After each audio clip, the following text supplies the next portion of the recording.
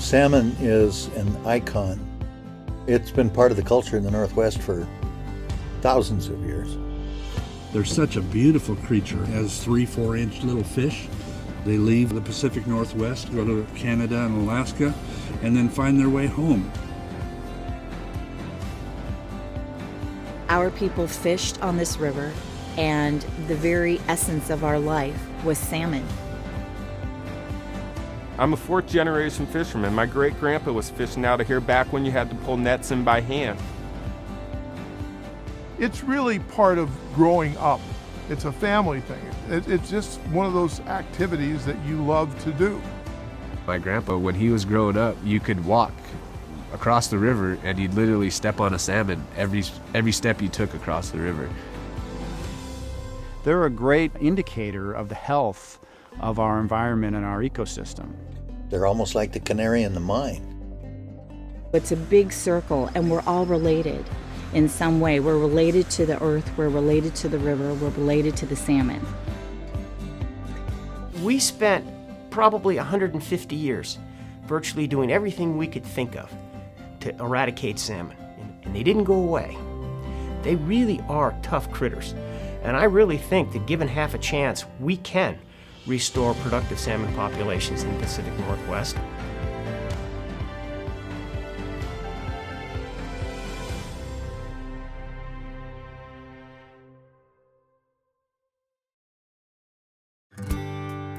Washington is just an incredible state.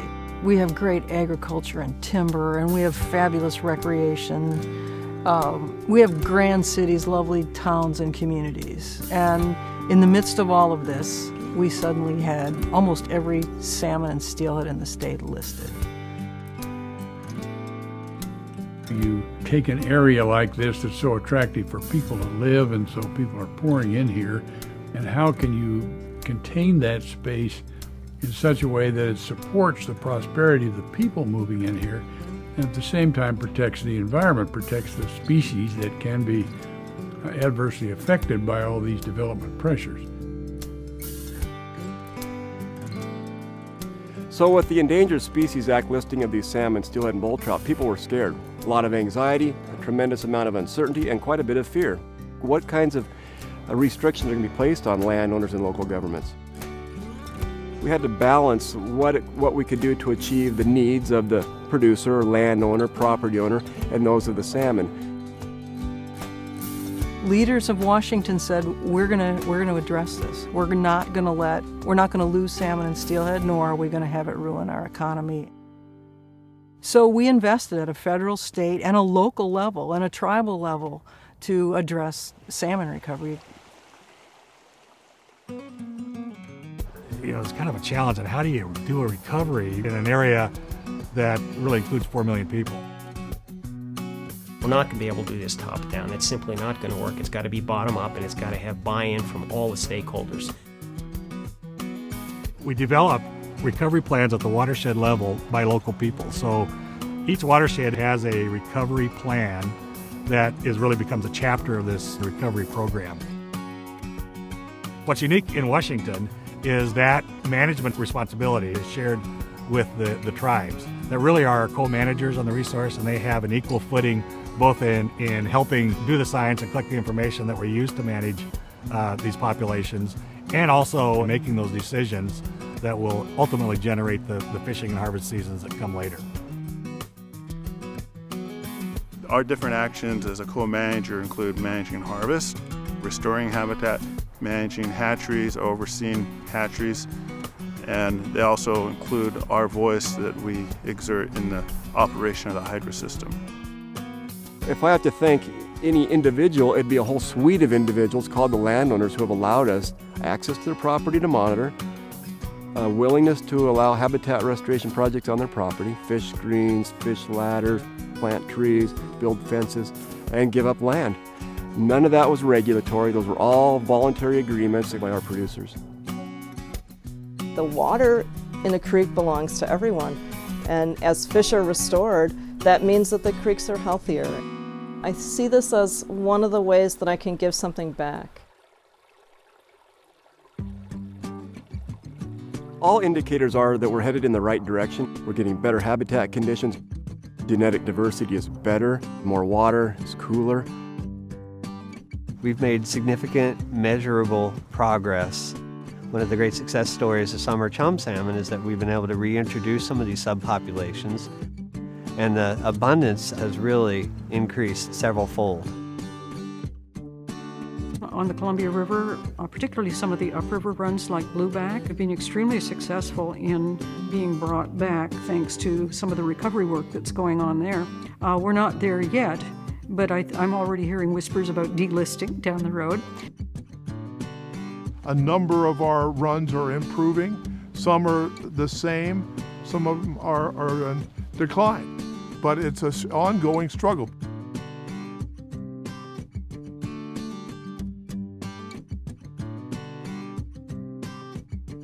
There's things we're learning about that we still have to work on. One good example of that is climate change. Climate change is going to make our job harder. We know that. We're going to need to do more to address the uncertainty that's coming down the road. We know which way the arrow's pointing. Whether it gets us far enough, we don't know yet. Only time will tell, and we'll see it in the return of fish. We need to recognize that if we can sustain this momentum, we will get there, and it's just going to take some patience and endurance and some buy-in from everybody along the way. There's a handful of critters that we really think define this region, and I would put right at the top of the heap Pacific salmon. So yeah, I do think they're important. They also have an economic effect. Even though they're listed, we're still harvesting them commercially, we're still harvesting them in sport and tribal fisheries, and we're still serving them on the dinner table.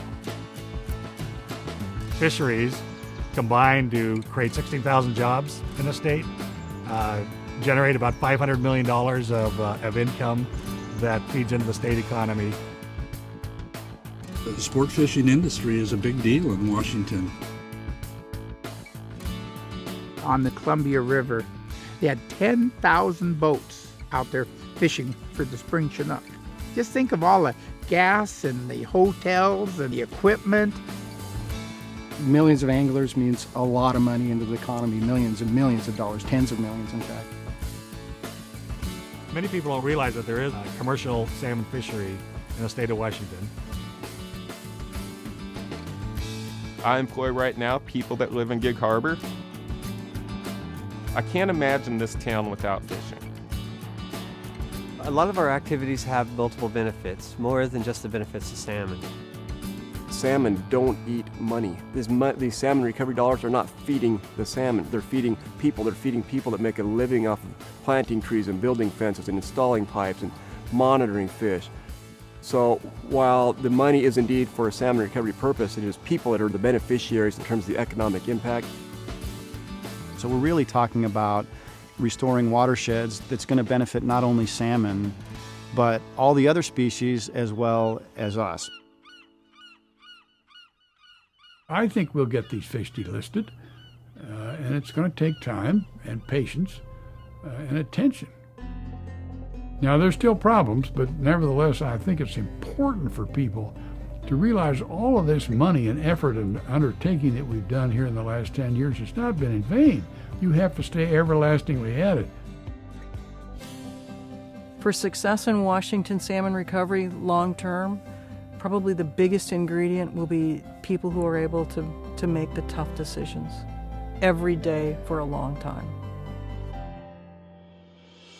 You know, this is a lifetime endeavor, not only for my generation, but the generation before us and the generations to come. I will not live to see the end of this. It's a long-term project. I think there is hope.